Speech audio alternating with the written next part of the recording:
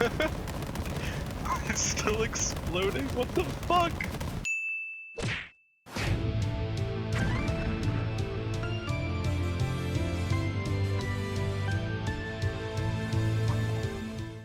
Welcome to No Bullshit Guides with Jeremy. Today we're going to be looking at the Blastmaster Moze build, for those of us who don't need to see what's going on as long as it's carnage. This build's going to be focused around shooting as much as possible and doing as much gun damage as possible. Let's start in the Demolition Woman tree. Going to put 5 points in Fire in the Skag Den. This is going to end up being free damage. Take it. Next up, Means of Destruction. You're going to want to max this out to give you regen for your ammo and grenades to keep you topped off. Next up, we have a couple flex points. I recommend putting them in Grizzled. This will get your Iron Bear back as soon as possible. I would not recommend Torg Cross Promotion because this doesn't actually give you more damage, it just makes it so that you hit yourself more often. Next up, put 3 points and Pull the Holy Pin. This is going to make your grenades crit, and who doesn't want that? Next up is Auto Bear. Don't just use him and discard him, let him live a little. It actually does help because we're going to have him doing splash damage for us too, which is going to proc anything that needs splash damage. Next up, we want Vampire. We got one more flex point to get there though. I'm just going to stick it in Grizzled. Vampire is going to make those critting grenades start to heal us. This is fantastic. Max this out. Next up is Explosive Punctuation. We're going to be getting in and out of our Iron Bear. Got to get that bear back. Max this out, which brings us down to Short Fuse. This is going to make our damage do more damage, and it's percent gun damage. We're going to be using high damage guns. We're going to be doing so much damage. This is the reason this build exists. You're going to do tons of damage. You're going to get free tons of damage. It's excellent. Next up is the Green Tree. The goal here is going to be to get to Some for the Road. Let's see how we achieve that. Start out with Cloud of Lead. This is more damage, and it also gives you free shots, which are nice. Next up, Stoke the Embers. More free damage. Pick it up. Next up, Redistribution. You're going to be critting out your ass with grenades and rocket launchers, so pick this up for more regen. Next, you have a flex point. I like to put it in Scrappy. With big launchers, you're going to be switching weapons, and that takes forever. Why not speed it up? Next up, Scorching RPMs. This is going to give you fire rate. This is going to give you crit damage. This is everything you need. Pick it up. Next up, Specialist Bear. You're going to be getting in and out of your bear. This is a great pickup. May as well get it. And speaking of which, let's equip the minigun in both slots, and we're going to give explosive damage to both of those miniguns. This explosive damage is going to deal more splash damage, which is going to proc everything that requires splash damage. Next up, the Iron Bank. You're going to put 4 points into this just to make sure that you get over 25% magazine size, which I'll speak to in just another hot minute. Finally, we get to Some for the Road. Some for the Road is what's going to allow us to bear cycle, and is another reason that this build exists and works. Class mods can give you a point in this for an extra second of duration, but there are better class mods that you can use. Finally, we have a few more flex points, and I like to put them in the Red Tree. Armored Infantry gives you gun damage and damage reduction. What else could you want? And finally, Drowning in Brass. This is going to give you percent gun damage, and you're going to be using guns that do a lot of damage. This is worth it. Pick it up. Finally, let's get to the weapons. This build is primarily based around the Scourge. The Scourge is a Torg rocket launcher that shoots one big rocket that spawns many tracking small rockets as it travels. You can shoot this from further away, and these smaller rockets will track onto enemies and deal massive damage. Make sure you're aware of any enemies that will run at you because you might just blow yourself up, and you won't get any of the mini rockets to spawn before the big rocket explodes. You'll also want to notice that this has a magazine size in 4, which is why we got 4 points in the Iron Bank. By having 4 points and above 25% increased mag size, we can get up to 5, which is important for the class mod, which I'll get to in just a hot minute. For anointments, you're going to be looking for increased splash damage after exiting Iron Bear. This is the best anointment you can get on these weapons. In case you can't find it though, next up is Action Skill on End, increased splash damage. The way that Action Skill on End works for Moze is as soon as you get out of Iron Bear, it'll proc. That is, you get out manually, your Iron Bear dies, or it runs out of fuel. So find one of these anointments to give you the best possible damage output.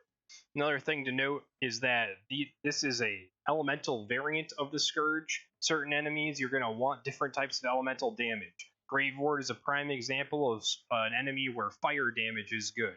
For the third slot, this is a bit of a flex slot. I try out various guns here, such as the Unforgiven, the Quickie, or the Hive. The Unforgiven will give you massive crit damage if you swap to it while projectiles are in the air. The Quickie, matched with being able to have unlimited ammo, allows you to have huge damage output. And the Hive in particular will also shoot out a single projectile like the Scourge, which will emit small tracking rockets, and it has a larger magazine size than the Scourge, which is also very nice in case you don't have unlimited ammo at the moment.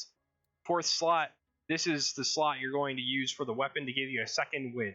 I like the Sickle because it is a fast shooting, splash damage dealing auto shotgun. It'll help you get that second wind and get up faster. Let's move into the rest of the gear.